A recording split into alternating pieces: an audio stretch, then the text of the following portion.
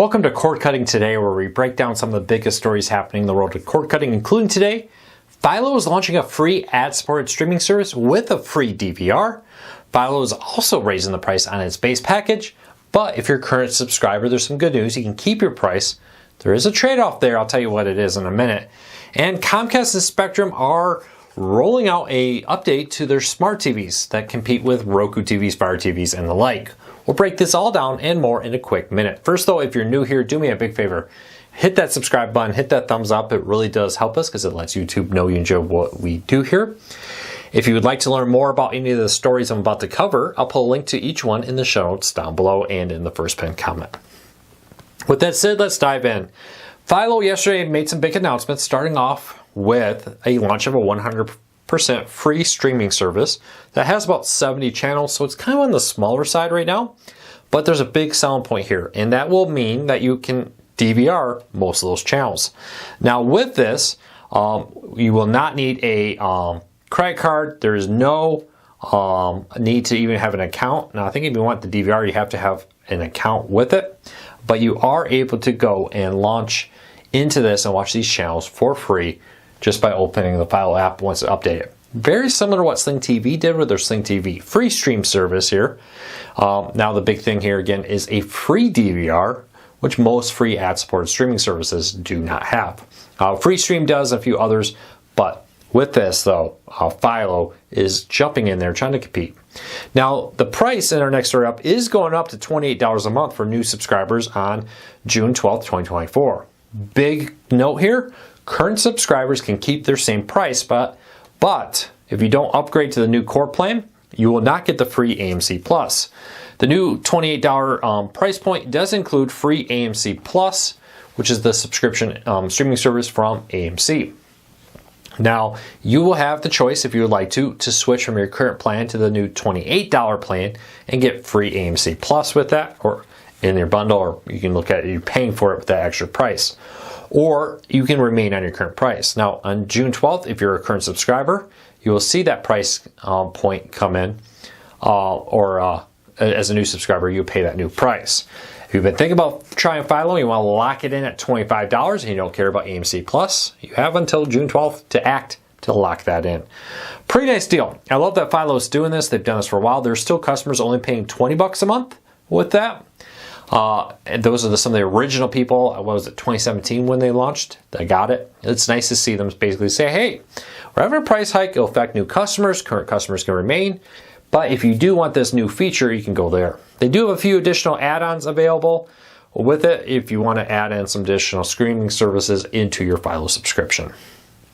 All right, Comcast and Spectrum Xumo TVs. Now, apologies, when I first wrote this story, I wrote it as the Xumo TVs and Xumo streaming players were getting the new update. Now, I apologize. Even though they technically have the same kind of name and brand, those are two separate operating systems. The smart TVs from Comcast run Xumo TV and the streaming players. Now, this update brings the smart TVs more in line with the streaming players. A new user interface that more focuses on the different things. So I apologize for the little bit of confusion in the original story on that. It's a little confusing, to be honest with you. But this is Comcast's new streaming software that's in partnership with Charter's parent company, Spectrum. With this deal, you'll be able to get a TV sold from Comcast and Charter through Xumo that will run their custom user interface on this. Now, it's meant to compete. It takes that user interface that like cable companies or Spectrum uses, for example, on their streaming players, and puts it on the television that you can buy in a store and take home and use. Do people like it? Well, I don't know. It will compete with Fire TVs and Rokus with it. So leave me a comment, let me know. Would you own a TV sold by Comcast? Also, Comcast's new Stream Saver bundle, which includes Netflix, Peacock, and Apple TV, is now live. It's $15 a month. It's now available to Comcast Internet or television customers. You have to be a Comcast customer to take advantage of this, but it will give you access again to Netflix, Peacock, and Apple TV Plus for $15 a month. About $100 in savings a year versus subscribing to each one of those individually. Much like the Disney bundle, this is, you sign up for this, but then you use individual logins to go into each individual service. It's not one combined app, for example. Much like the original Disney Plus bundle with Hulu ESPN Plus and Disney Plus. All right, recently, YouTube TV has been getting more, or YouTube, not YouTube TV, I apologize, it's getting more aggressive in fighting ad blockers. They recently, if you were using an ad blocker on many of them, it would skip to the end of a video or mute. A lot of people became upset about this. Did not affect all of them, but did affect many of the larger, more popular ones. Now, Google came out, I saw a statement to 9 to 5 Google, where they said, oh, well, this wasn't intentional, it's just kind of something else was updated that caused that. Maybe that's true, maybe that's not true, but Google has been aggressively cracking down on ad blockers to block them. YouTube, only way they make revenue is ads. If everybody uses it and they don't watch ads, I can understand how YouTube will be upset. Honestly, it's how I make my money running Cord Cars News. These ads you see here on this video on the website are the primary way we make money. So, keep that in mind, as always with everything. But I can understand why YouTube's been pushing people to YouTube Premium. They've been doing things like pop-ups and annoying conditions to try to make it more and more difficult.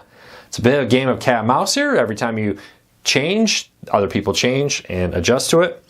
But it wouldn't surprise me at all if this was intentional, but it doesn't surprise me at all maybe if some other thing that they changed broke some ad blockers with it. Leave me a comment, let me know what you think. All right, Verizon customers at the end of this month will be able to get YouTube Premium, speaking of ad-free experience, which YouTube Premium gives you ad-free YouTube, also allows you to download videos, early access to new features, and other great things. Verizon customers through the My Plan, if you're on that plan, will be able to get YouTube Premium for just $10 a month versus the typical $13.99 a month for the standard plan. That's a nice savings there. This came after YouTube raised the price of YouTube Premium last year by $2.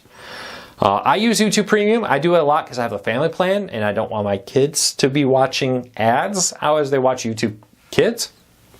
I love the ability here for them to enjoy what they're watching without ads, without me being asked for them to buy that whatever it was they saw, whatever toy they saw on the ad. We'll keep a close eye on that. Next story up, Minnesota is making it easier for internet competitors to challenge Comcast, Spectrum, and others. Now, Minnesota is removing several laws that put a bunch of barriers in place for municipalities to launch their own internet for local townships and the like. So allow cities to build their own internet services to compete with Comcast, Charter, and others. It also kind of changes the regulation. When the internet started, it was viewed like a phone service. A lot of early internet services were through the phone, and they got regulated alongside phone companies. Minnesota is changing that, so no longer do they get regulated like a phone company, but as a totally different category as internet. I'm a huge, huge fan of that with this. I think it's a great idea. I understand some companies feeling a little unfair for municipalities to use taxpayer dollars to compete with them when they don't get that same benefit. But I'm a big fan of competition, so if your product's better, you're going to win. Now with this, there are still quite a few states that still have laws that prevent municipalities from rolling out their own internet service. We'll see how long that plays out. There's a growing number of states out there changing their laws to make it easier for local governments to build high-speed internet, especially for rural areas that may struggle to offer high-speed internet right now, but they can go in there and do all kinds of stuff with it. We'll keep a very close eye on this. Let me know, would you like your local city to roll out their own internet service? All right, question of the day. If you have a question for me, leave me a comment. Start off with a question for Luke. I got a lot of questions about this upcoming, or I should say already launched, subscription bundle. Do I think these bundles of streaming services will become more and more popular? And honestly, I do. And here's the thing. I think they're in the news a lot because you see Disney teaming up to bring Disney plus Hulu and Max together into a bundle. You have this new Comcast bundle of Peacock, Netflix, and Apple TV Plus. But we've seen bundles like this for a while. There's been quite a few. Amazon and Starz have a bundle for MGM Plus and Starz, if I remember correctly. We've seen other similar bundles out there. I actually think the most bundle thing we're going to see in the future is into your phone service and your home internet. T-Mobile, Verizon, others have all at some point or currently offer, or if you subscribe to us for your phone, wireless phone, you can get free streaming services. My Verizon bundle still gives me free Disney Plus, Hulu, and ESPN Plus. Honestly, I don't really see a big need to change it right now. It's a pretty good deal for me because my family uses all three of those streaming services. I think that's going to be the big key. I wrote a story a few months ago about how wireless phone companies are the true, maybe next-gen cable TV companies. With the market for wireless phones becoming more and more competitive, the ability to offer bundles of services, T-Mobile is very aggressive with this, MLB.TV and other bundles. I think we'll see that becoming more and more common. Don't be surprised if we see AT&T and Verizon get more aggressive in the future with their discounts. We just heard of one earlier. Well, it's not free. You can get cheaper streaming bundles from Verizon for YouTube Premium, for example, if you're a customer on an approved plan. That's what I think is most likely to come. Look for that to become more and more common. And honestly, take advantage of it if it lines up. Like I said, my family uses Disney Plus, Hulu, and ESPN Plus. I'm on a plan that gives me free for life of that until I change, or I'm sure there's some caveat or out or something weird with it. But look for that to become more and more common.